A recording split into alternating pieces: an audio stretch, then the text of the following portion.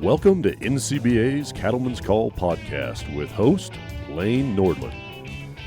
Hello, everyone, and welcome to the Cattleman's Call podcast. Lane Nordland, happy to be with you here today. And this conversation taking place during CattleCon 2024 in Orlando, Florida. And at the conclusion of this year's event, the gentleman joining us here today, Mr. Mark Eisele, took the helm of the organization as its president. And Mark, I just want to congratulate you on your presidency, but also, just say, hey, it was one heck of a CattleCon here in 2024. Oh, it's amazing. Good turnout. People are happy. Good prices, and green grass will always do that. Well, as folks come down here, obviously it's an opportunity to network, connect, and just see people in the industry, but it's also all about creating policy, creating a direction of the cattle industry, and we can touch on that a little bit here today. But, for our listeners and for our viewers here today, I want them to get to know you a little more. You've been on a guest on the podcast several times in the past. We've discussed your leadership, growing up in Wyoming, ranching in Wyoming, so maybe we'll expand upon that, but maybe we'll go down some other avenues as well. But first off, I guess, why are you a rancher? Well, I grew up around ranchers. Both my mom and dad had ranches. My mother's family still has their ranch in Colorado. And I always admired those people. I admired their ability to work, get up and go, produce something, and stay closely connected to their families. So let's just talk about growing up there in Wyoming. So you're on your family's ranch there near Cheyenne, is that correct? No, it's actually a ranch I started working on when I was a teenager. My father's place wasn't big enough for both of us, wasn't big enough for me, and I knew that. I got a good education, was planning to move on, but I was working there through high school, and I finished working there through college so I could pay tuition and such. And they must have taken a liking to me because they wouldn't let me leave, and I never did get around to leaving. Is that the King Ranch? That is the King Ranch, yes. And that was a family ranch that the King family had, and they were trying to figure out how they were going to eventually get out of the business and retire or transition. And I was a better option than some of their family, and I thought that was amazing. I think that's such a unique story because I guess, Mark, if you look at that today, do you think in today's climate with the price of land, with people more disconnected with being directly involved in agriculture, do you think that something like that could happen to yourself if you were a young man starting out today, that maybe the landowners might invest in you? I'm so glad they did, but it's just a different world. It's a challenge. It's really a challenge, and I have to agree with that. But maybe... And nothing was handed to me. I had to earn that thing. I had to prove my worth. I developed my own cows and my own custom haying business on the side. And they watched me do that and attend school at the same time. And that's probably where they saw the drive. But also, along with that, some older folks have got to encourage people to come back. The mentality of, this is not going to work, you need to get off the farm, is a bad idea. You need to bring them in. You need to make them accountable. Give them some responsibility, and don't mandate everything from the top down. You need to have them involved and invested in the operation. I think it makes a huge difference. I think there's options, and I think one of the things that happens, even with the price of land, some people love the land. That's what they really want to see. That's their legacy. I think with the price of cattle and some of those things, I think there's ways to work out an agreement that works for everybody. And so, Mark, and if this is too personal, tell me. But I just find that fascinating, but awesome at the same time, having that opportunity, because so many of these ranches get sold off nowadays because of that, as I mentioned. What was that like, I guess, having the conversations with your previous employers and purchasing that? Did they have family that was your age, or kids that were your age? They didn't have children, but they had family that was my age that probably could have done it or tried in their eyes. One family still had a ranch. They were having a tough time managing it properly. They saw some impediments. I think the other half of the family wanted the ranch so they could carve it up and pocket the money. Neither one wanted it. They were actually a fascinating couple. She was very, very much a stockman and very much connected with the land. He was a very good stockman himself, very, very smart guy. But he was a numbers guy. So you've got this great business combination of the commercial side and the love of the land side. It was great, fascinating. And my family, my children and my wife were living there, and they started to instill that in the kids. Here's the grass, this is the type of grass, look at the birds, look at the wildlife, you got to work in harmony with the land. It was fascinating. What a great environment for me to bring those kids up in. And they saw the potential that this ranch would transition to my kids and carry on. And we had plenty of challenges, but they saw the potential that somebody wanted it for the right reasons. Mm-hmm. What would you say to somebody to inspire them, or, maybe think about that if they know that they don't have anyone coming up in their family that they can transition it to or sell it to rather than sell it to somebody that's going to divide it up or, do what they want with it. We live in a capitalist society. You can sell your land. It's great. But to keep it in food production, to give a family or first-gen guy a chance to make a go of it, I guess, what's a tip you have for landowners out there? There's lots of things I think they can do. They're probably not thinking out of the side of the box, if you'll excuse the cliche. Land trusts would probably be a good place to start. Maybe you want to consider a conservation easement that's focused on production agriculture. A lot of times there's young families, that's a way they can buy in, they get leverage, they can still sell the ranch, repurchase the ranch, whatever, but the land can't be carved up. That's a good start. And you could buy it at a reduced price maybe, depending on what the other factors are. You're buying the cattle with it. Is it a turnkey operation? There's some of those things. I think the banks are more approachable on very variable ways to do financing and buy in and build some equity. In my case, one of the things I did, I joked about the first few cows that I had in a tractor and a stack wagon. That was a niche market I had a handle on. No one was doing that in our area. And I actually was able to buy more cows and then some more equipment and lease some more ground and some more cows. And so I was building on that. And so when the time came, I just basically moved in with my cattle and my equipment and kept going from there. And I did every odd job I could. I did maintenance work in the oil fields. I did fencing. I did farm work, a lot of haying. And so I had all these extra things working. The great part of that was that I got to get on these other ranches and do work for them. And I saw some great things. Hey, that works pretty neat. I could do that. That's not such a good idea. I don't want to try that. And now I know why. And so that was an experience that I got on the horizon. I saw all kinds of things from farms to high country ranches. It was great. So that was my leg in. Plus, I did a lot. There were folks that mentored me, but I also made a connection with the neighbors. And they said, well, you would be a good neighbor. Can we help you? And I'd say, well, what can I do to reciprocate? That worked pretty neat. So what are some of the things that you've done to just increase efficiency out there, just to make improvements to that land that you live on? Well, obviously, we try to work in harmony with the land. We don't try to fight the weather. We don't try to do those kind of things. But when the kids were younger, we didn't have much in the way of machinery originally. And so some folks avoid the accumulating iron, but we actually went the other direction because right now my daughters are the ones that are most actively involved, my son also, but my daughters, and they're not going to grab railroad ties and set them in the ground. But you can put a piece of equipment in their hand where they can do it. They can do water lines, they can do power lines, they can clean out cattle guards, they can haul cattle. They're proficient operators, they do that. They don't have anybody to rely on. If not, I give them the alternative to find the right contractors and get them to come in and do that work and do it at a bid process to keep them from getting skinned. So there's an alternative for the physical part of that. Also good facilities. I've made sure we have good facilities to work those cattle in, inclement weather protection, those sort of things. Makes a big difference. It's good to be profitable. It's good to be accessible. You ought to have a little fun while you're doing it too. Well, I'll talk about some of the fun you have. Maybe you'll share that with our audience again here about your automotive passion. But what type of cattle do you run up there? Mostly red and black Angus. We run more of the reds down at the ranch, and then we run more of the reds in the high country. So we basically run 3 closed herds, for lack of a better term, and some of those cattle we send over to the Ag Research Station for research. So we also get participation and we get some feedback on some of those things that they're doing: grass use, landscape, grazing, varieties, intensities, that's duration, that sort of thing. Now, I mentioned you kind of have an automotive passion.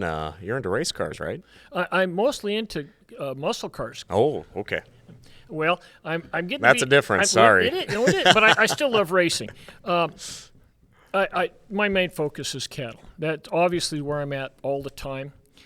But no one wants to go team roping after you've been working cattle all week. Well, not everybody. Some folks do, but for the kids, I decided to break that up. And from an early time, we started doing some car things, and I actually had an ulterior motive because I taught them to start working on cars, and they wanted to build a car. But I realized I was also cultivating tractor and baler repairmen, and the other things that came with that, electrical stuff, water systems. The mechanical thing became natural. It wasn't so intimidating. And then when we did get a break, we did something off, okay, let's take a cruise, let's go for a drive, let's go see somebody, and have a little different circle of friends. It was fun. Well, thanks. And when you think about it, it was probably cheaper than team roping a rodeo It to do that. probably was. I mean, I've kicked that habit, I think, a little bit. And horses are too dang expensive to have a good rope horse anymore. But you've mentioned your kids and your wife, though. What does it mean to you to just be able to work with your kids still? It's everything. That's the whole reason I stayed in it. I had job offers to go other places and do other things. I had a degree in ag engineering, and I could have pretty much written my ticket. But I love the land. I love the people that were in the industry. And I thought, what a great way to raise the kids. We're eating together. We're working together. We're having fun together. That's kind of a disappearing thing in this country in this day and age. And I thought, we're going to recapture some of that. I had tremendous fond memories of doing that with my father when we were working on the ranch, and some of my uncles on my mother's ranch. And I wouldn't trade it for anything. So when you're maybe having these conversations, obviously, because you have 2 daughters and a son, is that correct? Yeah, that's correct. And what is it like now having these conversations about management and succession planning and whatnot? If you're comfortable talking about Absolutely. that, what is that conversation like now? It's important. We had lots of struggles, and we'll probably visit about that some. But one of our biggest, and I'm going to be focusing on taxes, I think, a lot through my presidency, because that tax deadline is coming up on us. That hit us real hard because during our transition, we had spent about 10 years doing our transition and estate plan with the King family. And what had happened is Mrs. King had died 7 days into the new year when the tax rate went from 0% to 55%. So we went from something that was pretty manageable that was going to force the sale of the ranch, because that was pretty tough to overcome. At that point in time, that was 2011, it would have been 50% of the value of the ranch at that time. We'd have been done. Because we had done that planning and had the backstops and the alternatives arranged, we were able to pull that back, save it. We still had about a $300,000 tax bill. So I encourage people who say, oh my gosh, I can't afford an attorney. I can't put $10,000 into a estate plan. Yeah, but you're going to come up with $750,000 to pay off the taxes. It's not going to happen. You need to be proactive is I guess what I'm saying. I'm carrying that same philosophy forward with the family. They're included in the process. They know what our estate plan is. They know what the progression is supposed to be, the alternative business plans, how everybody fits into that, management, labor, planning, those sort of things, how to deal with investments or potential investments, and a breakout of duties. And I like cross-training, but there are specific duties that some of them have. Some of them have talents that are better in one than the other. And their spouses are important, and spouses play a big part of that. My oldest daughter, her husband works with us full-time, and they're invested because they have some of their own cattle, and that makes a big difference too. Well, we all can't have huge operations family-wise like Donnie Schiefelbein and have, 80 people? I don't know how many there. It's true. But what is the communication like then with your kids and their spouses that are involved? How important is that communication? It's very important. We always focus at a minimum, absolute minimum, a quarterly meeting. More likely every month, and if we can, a couple times during the week. When I'm working directly with the girls, we can't talk constantly, and we message. We'll meet in the office. Sometimes we'll have pre-advance, and of course, phones make it easy to communicate and cross-communicate where we're heading, what the plan is. And we have whiteboards that we also work off of. So we follow that and follow our calendar, establish those priorities. Boom, we're there. You know, a lot of people may say, oh, man, he's had a golden ticket. He's worked hard. He's got there. But you mentioned you've had obstacles and challenges. Well, yeah. And the thing like all of us. Like all of us. That's what really got me involved in the livestock industry, in the associations, at the local, the state, and now obviously at the national level. I was just going to raise cows and kids. Man, it was going to be great. You know, evenings on the porch, cold drink. It was going to be wonderful. One of the first things I did was purchase and get involved into a grazing association on the national forest. I got a grazing permit. I thought, boy, I've really written my ticket. I'm on my way. They were transitioning that permit to me. And almost immediately, we were sued. The Forest Service was sued over utilization, amongst other things, by an activist group. And I was accused of, well, I wasn't accused. It was suggested I wasn't going to be able to hang on to it or the ranch because I wouldn't be able to weather that storm. The gauntlet had been thrown down. So I was the newly elected president of the Grazing Association. Throw it to the kid. It's going to be a quiet time. I dug my heels in and said, we're going to fight this. So we actually. How old were you then? I would have been 30, 35, 33, 34, something like that at the time. Right in my age range. Yeah, I was a young guy, and not really aware of all the things that were swirling around us. But I actually did something that hadn't been done in a long time. I managed to get all the members of that association to self-assess. We bought our own, hired our own attorney, and we threw in with other groups to partner with. Stock growers, the Conservation District, Farmers Union, whoever we could get to give us support to support the Forest Service. The beauty was we had been doing monitoring for many years. We had tons of data. The district ranger was very brave, and he says, we need to fight this because we have the data. And I found out we had to educate the Department of Justice attorneys to not just write a check and kick us off, write a check to the activists, but to fight this, show the evidence, the numbers, the science, and we won that. We ended up in federal district court in Denver. We won that case. They appealed. We represented our evidence, won that again. That was the first thing. Wonderful victory. Everybody was saying we probably turned several ranches into ranches instead of subdivisions. But then along came the Endangered Species Act. Now I've got a couple of threatened species on the ranch, and the way that they were considering habitat was a complete shutdown. We're right next to the city of Cheyenne, and annexation was a consideration. Condemnation is the way they wanted to go.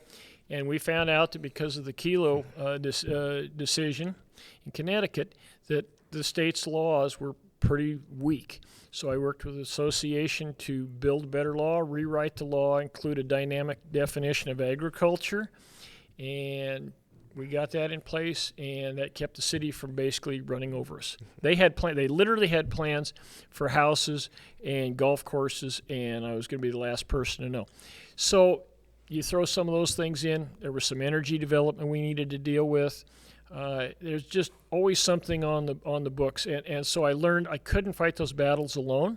Even if I had a great plan, I needed to bring in partners to do that. State associations, mentors, fellow cattlemen. You mentioned mentors. I'm not going to let you get away. I thought maybe talking about some of them. Who are some of those mentors that you've met throughout your career that have helped shape you as a rancher, as an advocate, as an educator? I've had a lot of them that I'd sure give credit. I'm sure I'm going to forget some in this discussion, but my parents were good. They were hard workers, very honest. They set a good example for me. Some of our neighbors around it, we were friends with them, and they were great. I had also worked on their ranches from time to time, and I just admired those people. They had great ideas, and it was fun to watch them in action. Some of our local businessmen were good. There was one fellow that was a banker that loaned me some money to get started when I bought that tractor and those cows. That was Philip Ellis. Really? Yeah, it was Philip Ellis, and he encouraged me to join some of the associations. I had to carry my own weight, but it was great that he acknowledged it. And I got to the state association level, and some of those folks said, work on this committee. We'll help you walk through that. This is something you should take. They were always trying to get me outside of my comfort zone. And once I got there, I realized I could actually do some of these things. Lots of other folks in the community, and the Kings, of course, were great mentors. They were great cattlemen, love of the land, smart business people. I tried to follow their example. And, the Wyoming Stock Growers Association, obviously your state association there, you got Jim McGagna, who you're never going to be able to replace him as an exec, and he truly is a wealth of knowledge, not only for Wyoming, but for the nation's cattle associations. He was probably one of my finest mentors because he would come up with a strategy to fight that fight. Mm-hmm. I helped him. I want to say helped him right, but he did most of the work. But I brought him the ideas, like the eminent domain and condemnation, the idea on how to do the fight with the Forest Service, with supporting the Forest Service, which is something I would have never probably thought of. Water fights, ESA. Jim is, the industry owes him a great deal because he's been quite a guy, great mind, and he also got me involved with the Land Trust, which was another reason I found there were other ways for young people to come in. So broad horizons, great guy, yeah. Now, everybody thinks of Cheyenne Frontier Days, or Beaches of Cheyenne on Garth Brooks's front. But talk about just what that land is like down there for folks that haven't been through that part of the country. What's it like running cows there? And then what are some of the opportunities and challenges that you've seen throughout your career there? Well, it's great grass country, and I say that with all sincerity. We're at about 6,400 foot where the main ranch lies, and it runs to about 7,000 foot elevation, and our Forest Service is just short of 9,000 foot. So, but when we have moisture at the right time, the grass is just amazing. The cattle just explode on it. Yearlings just take off on it. It's really wonderful. We produce all of our own hay. That's always a big plus. And but we have a lot of wind, and the wind is a real challenge. So we always have to think about the direction of our facilities, the amount of our facilities, the depth of those protections. We don't have any natural shelter where we calve. We have to literally run through barns and windbreaks, and we can endure a pretty long duration storm and keep those cattle, especially during calving. And weather is not always one of our concerns. We're prepared to handle it. We've got I've put in independent generators. We can pump water, run the lights, do whatever it takes, and have the ability to dig out of the snow. So it's a challenge, but we always have to think about the wind. And it's an asset because when we do have snow, it blows the hills clean. The cows can get back out and graze. And when we're still using windmills, it pumps water for us. And I'm always shocked how much wind doesn't blow when I need to water from the windmills. But that's another story. So some of our friends that are joining us here on the podcast and video portion today, maybe they haven't grown up in the West and they don't understand a lot about the aspect of grazing on state and federal lands. And there's also activists that think, well, these ranchers just take advantage of our federal lands and they get to graze it for a cheap price. And you and I know that's not the situation. But when you talk with someone that's in agriculture or outside about just the importance of landscape development, of using those resources, and managing those resources by utilizing the cows or sheep. We have a lot of sheep producers that graze on those federal lands. What is that story that you try to share with them? Well, several aspects of it. But first is we love those public lands. We love them and treat them like they're our own private ground. Not in behavior, but our management and stewardship of those things. The water, the fencing, the utilization levels. It's a challenge because some folks don't understand what the importance is. It's not a free ride. It's no gravy train. It's not a good old boy system. You have to pay your way, and we've done the numbers. The banks are on the numbers, and we're very close to, and sometimes even over the cost of privately rented ground. So it's not a bargain, but a lot of times it's a portion of the ranch that's critical to its operation. In our case, some of it's summer range, and then we're back at the home country for the winter. That's huge. And some ranches, it's reversed. They turn out on their public lands in the winter and they come home in the summer. But the point is it's part of that operation. You also have to look at things like water and riparian areas and also wildlife. Is that a home for wildlife? Well, if you build subdivision on some of that or you build subdivision next to it, you've interfered with those migration corridors. You've interfered with those water filters in those riparian areas. They fit together. And maybe more importantly, as the activists go after that, there's two things actually. One is the livestock also reduce the fuel loads, so we have less fire and less fires of intensity. But if they can get us kicked off the public lands, there's a real good chance they're coming after our private property. And that means the water rights and everything associated with it. So if they get us, they can get you anywhere. Show your pride in America's beef farmers and ranchers with the all-new Support American Cattle Producers t-shirt from Magnolia Loom. Every shirt we make is 100% grown, sewn, and printed right here in the USA by our family-run small business. We use only the highest quality cotton from Georgia farmers to ensure that our products support American agriculture. Visit magnolialoom.com and click shop to buy your Support American Cattle Producers t-shirt today.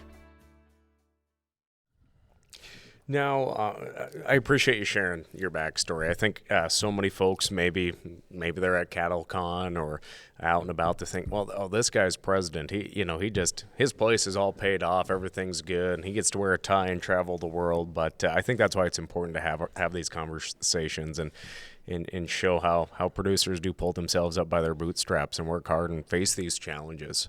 And we do have challenges ahead for us, and it's.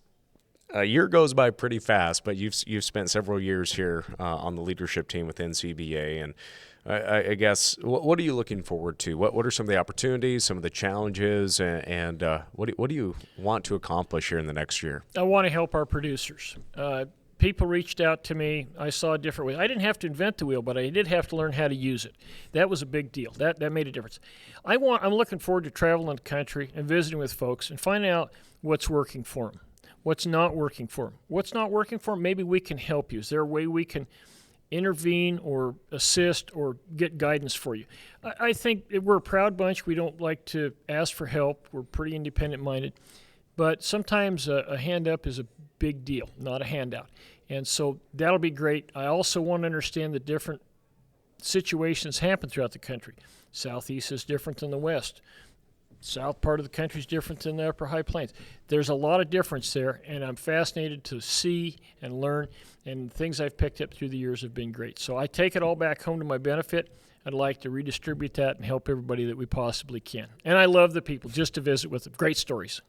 Now, maybe retracing your leadership steps, how did you get to this point then? When did you first obviously you went through your legal battles there with the activists, and I know that probably sparked some things, but the other day you and I were doing a separate interview, and you want to give back because I forget, I can't say it exactly how you said, but the industry helped save your operation. It absolutely did. I'm trying to pay it back and maybe pay it forward, if you will. Because those people came to my aid and showed me how to fight those fights through the associations, I was able to understand how those fights could be fought, who you rallied with, who your real enemies were. Sometimes there were wolves in sheep's clothing, and you didn't always know that. But the ability to, and also learn, as I held different positions at the local level, the state level, and even here at the national level, I learned that there were different aspects of the industry that would help me. I needed to know what corn guys were doing. I needed to know what feedlot guys were doing.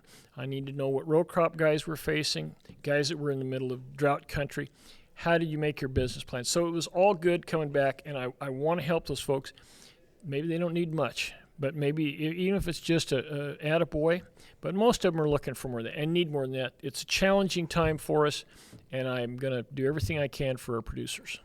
So what's it like taking time away from the home operation, though, to accomplish this? I mean, what has that been like, though, starting out maybe at the local Cattlemen's Association and going through the Wyoming stock growers? How has that changed over the years, and how has your family, because your family's a part of this officership? Absolutely. They are. Well, NCBA is now my second family, but that wouldn't be the first time they've had to put up with it. It's good for the family. They can plan and work and make their own plans. They're invested in what happens. And my oldest daughter, Kendall Ashley, asked a great question, and I actually had a great answer for her. And she said, Dad, I'm afraid I'm going to make a mistake while you're gone. And I said, you will. You are going to make a mistake. But when you write the check for that, you probably won't make that mistake again. But it was an example of how you've got to trust someone and let them run with that and see. She says, oh, that's how it works. I said, yeah, and my job is to teach you how to not write those checks, and your job is to learn how to not write those checks. The family, I've been prepping them for this for a while. I'm going to be gone. What is your backup plan? And we actually put together a ranch manual that actually goes through the seasonal steps of everything that's simple and even larger, the planning, lists of machinery, serial numbers, ground cover, pipelines, power lines, lists of contractors to use, those sort of things. We try to do everything in-house, but sometimes the money says it's better to hire than to do it. But they have that as a backup plan. So they're prepared, and it'll be good for them to make some decisions on their own, which they already are doing, and see how it works out. What surprises you the most as you have traveled as an executive officer and now preparing as president, as you've traveled the nation? What are some of those things that just pop up and it's either an aha moment or just shocks you maybe, or does surprise you in a good way? The similarities. Florida is always a great example. And, we have wolves. Some of us have wolves. And you got these big reptiles that jump out of the water and grab calves in Florida. We didn't think about that. We have development pressures. Florida has development pressures. And this happens in Pennsylvania. It happens in California. It happens everywhere. So the similarities are surprising. We're all fighting weather, but different kinds of weather. It's always on your mind. And, of course, finances. So how does someone expand? How does someone grow? How does someone manage through these difficult times? We've experienced fires ourselves. We've experienced some floods. I want to see how other folks deal with that. That's why some of the programs that we're fighting to protect in Congress on the farm bill are so important. So the similarities always strike me. Even though they're different, they're the same. We were down at Jim Strickland's Blackbeard's Ranch a few years back, and it's pretty cool seeing those gators. And I kind of after the fact I was kind of laughing because we'd get out of the car and go take pictures, and I'm like, that's what the Yellowstone tourists that are stopping to take pictures of elk and buffalo look like to me. Yeah. And I'm like, well, I guess the shoe's on the other foot there now. But of course, the elk don't come up and eat you. Well, true. But you see, that makes my point. The similarities are different, but they're the same. Yep. So I guess as we look to the year ahead, what do you see are some challenges that are on the horizon that maybe haven't surfaced quite yet? I know alternative proteins was a big issue that we covered, but the industry has done very well, and consumers really aren't eating those alternative proteins. I know we got the Petri dish proteins, I'm calling them, the lab-grown meat, but what are some challenges that you see on the horizon this year, maybe 5 or 10 years, that somebody that's maybe coming to their first NCBA meeting, they may be president or on the board at that time. What are some of those things that you see? I think you brought up one of the ones that's really on my radar, and this is the cell-cultured meat, or goop, as Todd liked to call it. And there's some real realities to that. We're watching what's happening in the European Union, and they're really making a push to get those farmers off that land and liquidate their livestock, which is surprising because the Europeans have been hungry through a couple of world wars. Food should be an ever-present thought on their mind. So we have to work and make sure that they understand what they're really doing. I think they're a couple generations removed from that, which is probably why that's happening. So you do what's cool, you do what's trendy, and that might end up making you hungry. That meat, people are concerned about the quality and the safety of beef, but they don't understand the processes that goes through to develop that stuff. And I think we need to make sure that if we can float our ship with a high tide, we pull other boats up with us. And I think some of the states here are starting to pass those cell-cultured bans. I think that's a great thing. We saw it from Italy, and that's a cultural thing. They believe in those meats, those proteins. So I think that's some of it. Obviously, over-regulation from the government. We've got to get some agency help It's a cooperation. There's folks that believe in multi-use. Let them run with it. They can do it. The opposition to some of the timber work, well, that's just a bad thing. You end up with intense fires. That's not a way to manage land. So we need some of those things. We need to make sure systems are in place, like our transportation system. We've got to keep working on the truck transportation for cattle. If you can't market the cattle, you can't get there. And let's not forget disease traceability. Bad things are knocking on our door. USDA is not helping us with some of the things from Brazil and Uruguay and those other countries. We've got to be able to protect our producers. We want to do it in a voluntary manner, and we want to get everybody on board to do it. So those are some of the things that are definitely on my radar. We're definitely going to keep working on. So for our friends joining us for this conversation here today, maybe they're active in their county or state association. Maybe they've attended a cattle con in the past. I guess it always comes down to finding time to go to things. Sure. Is there the budget to go to Sure. even down the road to a state convention? I guess, what are some words of encouragement you have to make an investment? Because I see it as you are making an investment in your operation if you're coming here to learn and attend cattlemen's colleges and try to take your operation to the next step. But I guess, what is your perspective on that? My perspective is I'm an older guy now. I've got to had my run, but I've been bringing my kids up through this, and they're going to attend this session here at CattleCon, and I encourage other families to do the same. Send them out. Send the younger folks out to get some experience, to network. We've got some great things going, like our Young Cattlemen's Conference, some of our Young Producers Assemblies. Those are great things that they do at the state level, sometimes even at the local level. Get them out, get them involved in that, and send them once in a while. And that's a good thing to get them involved. The networking is tremendous. They find out there's folks with similar situations who have come up with solutions too. The travel and the budget is always a difficult one.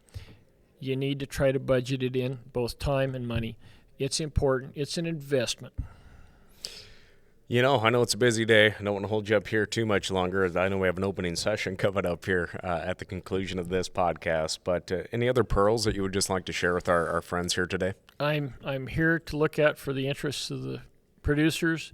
I'm here to watch out and make sure that the beef checkoff is accountable and productive, that producers have the tools they need to thrive and survive, and it's going to give it my absolute best.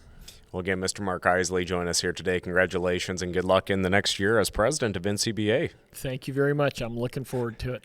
Well, again, friends, thank you so much for joining us here on the Cattlemen's Call podcast. For more of our shows, just find us wherever you listen to podcasts, and we're going to have a few more of these video casts along the way throughout the coming season. But make sure click subscribe and share these conversations with your fellow friends out there on social media land. But again, thank you for joining us on the Cattlemen's Call. I'm Lane Nordlund. We'll catch you next time. Thanks for tuning in to NCBA's Cattlemen's Call podcast with Lane Nordlund. For more information, visit ncba.org and make sure to subscribe to the podcast today.